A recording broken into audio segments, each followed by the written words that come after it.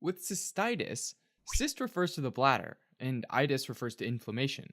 Therefore, cystitis describes an inflamed bladder, which is usually the result of a bacterial infection, but also can result from fungal infections, chemical irritants, foreign bodies like kidney stones, as well as trauma. Now, a urinary tract infection, or UTI, is any infection of the urinary tract, which includes the upper portion of the tract, the kidneys and the ureters, and the lower portion of the tract, the bladder and the urethra. So, cystitis, when it's caused by an infection, is a type of lower UTI.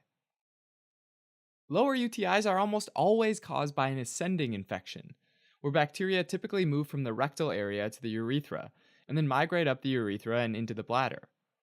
Having said that, on rare occasions, a descending infection can happen as well, where bacteria starts in the blood or lymph and then goes to the kidney and makes its way down to the bladder and urethra.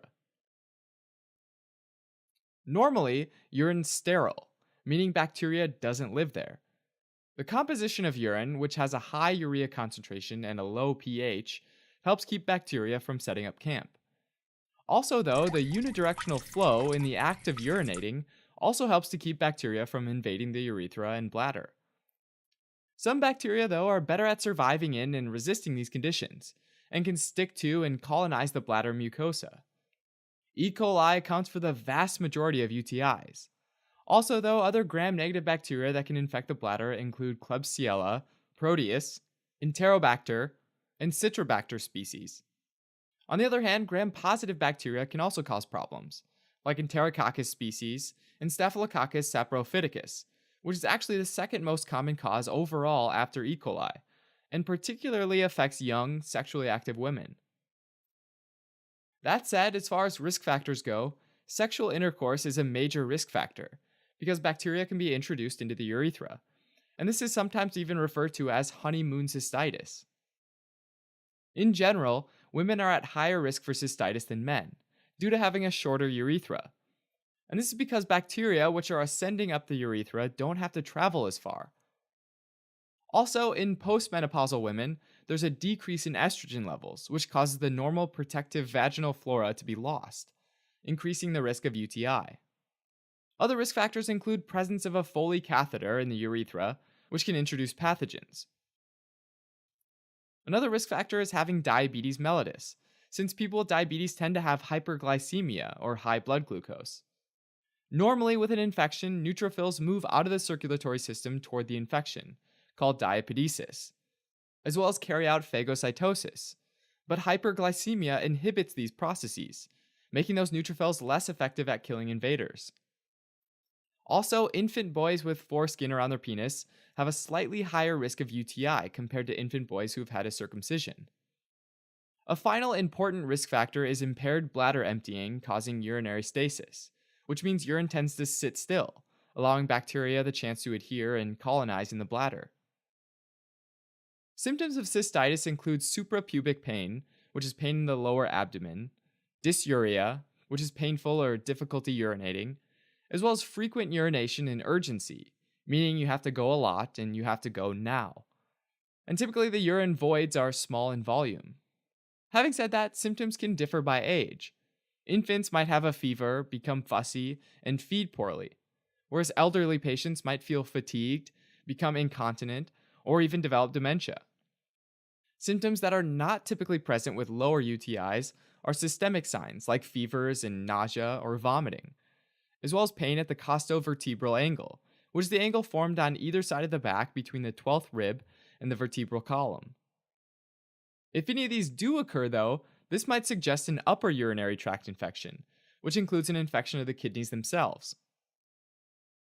If a urinalysis is done, there might be signs of inflammation, like pyuria, the presence of white blood cells in the urine, which can make the urine appear cloudy.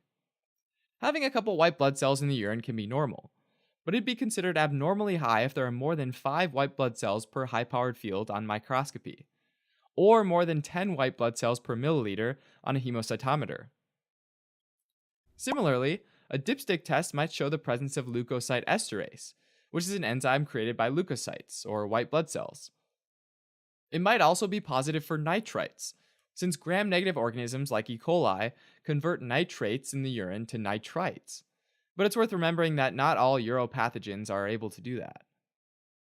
Alright, and finally, a urine culture is the gold standard for diagnosis, and is considered positive if it shows more than 100,000 colony forming units per milliliter from a clean catch urine sample. Although a lower number of colony forming units per milliliter might still indicate an infection, depending on the source of the specimen and the specifics of the clinical scenario. And remember that this test assumes that the bacteria that grows is a known bacterial cause of UTIs and that the patient has clinical symptoms. Now, if there's pyuria but the urine culture doesn't reveal a bacteria, this is known as sterile pyuria, and it suggests urethritis, inflammation of just the urethra, as opposed to cystitis. Isolated urethritis is most commonly caused by Neisseria gonorrhea and Chlamydia trachomatis, both of which are sexually transmitted infections.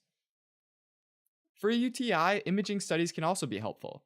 For example, a renal ultrasound can be used for children who might have a kidney malformation, which could contribute to developing a UTI. In addition, a voiding cystourethrogram, or VCUG, might be used, which is where someone's given a radiocontrast liquid and fluoroscopy, which are like real-time x-rays, and then they watch how that fluid gets urinated out. And this is particularly helpful in children with severe or recurrent UTIs to detect evidence of vesicoureteral reflux, which is the retrograde movement of urine from the bladder back up into the ureters and kidneys. The degree of vesicoureteral reflux can vary, and it's an important risk factor for kidney scarring with a UTI. Finally, in some situations, renal scintigraphy using DMSA, which is a radionuclide, sometimes called a DMSA scan, can be used to detect evidence of kidney scarring. Treatment for a lower UTI is usually antibiotics targeted to the bacterial cause, and then those symptoms usually clear up within a few days as the urine becomes sterile. At the same time, pain medication might also be given. Preventing UTIs mainly involves drinking lots of fluid to help flush out bacteria that might try to ascend up the urethra, and emptying the bladder as often as possible, which is especially relevant for women after sexual activity. And finally, maintaining good hygiene, like wiping from the urethra to the rectum, all of which are aimed at preventing fecal bacteria from making it up the urethra. Alright, as a quick recap, cystitis is inflammation of the bladder, usually caused by bacterial infection, which makes it a type of lower urinary tract infection.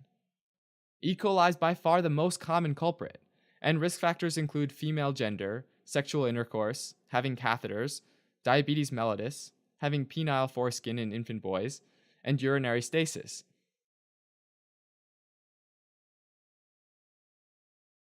Thanks for watching. You can help support us by donating on Patreon, subscribing to our channel, or telling your friends about us on social media.